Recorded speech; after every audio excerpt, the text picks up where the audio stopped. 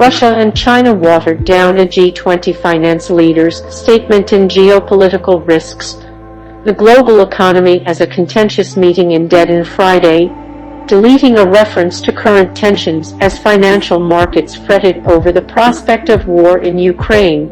The gathering of finance ministers and central bank governors from the group of 20 major economies was one of the most fractious since the start of the COVID-19 pandemic in 2020, according to people familiar with the discussions. Canadian Finance Minister Chrystia Freeland strayed from the G20 economic script to issue an impassioned plea to her Russian counterparts to not invade Ukraine, warning that such action would hurt the global economy and bring crushing sanctions against Russia, according to two sources familiar with her remarks. Other sources familiar with the meeting said China and Russia had objected to the reference to current tensions in an earlier draft communiqué, as well as disagreements on debt restructuring for poor countries and carbon pricing. The group's final communiqué simply said, "We will also continue to monitor major global risks, including from geopolitical tensions that are arising and macroeconomic and financial vulnerabilities." As the meeting concluded, US and European stocks fell on worries that a Russian invasion of Ukraine was imminent after Russian-backed separatists announced a surprise evacuation of their breakaway regions in eastern Ukraine. The G20 talks, held virtually and in the Indonesian capital, Jakarta, were also marked by disagreements over the group's stalled debt restructuring framework.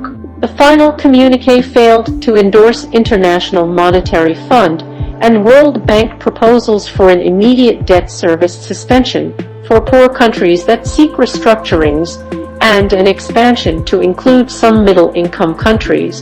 Instead, finance officials reiterated their commitment to step up our efforts to implement the framework in a timely, orderly and coordinated manner, without any specifics. Earlier, a source at the talks said China, by far the world's largest bilateral creditor, had balked at the idea of accepting outright haircuts on debt.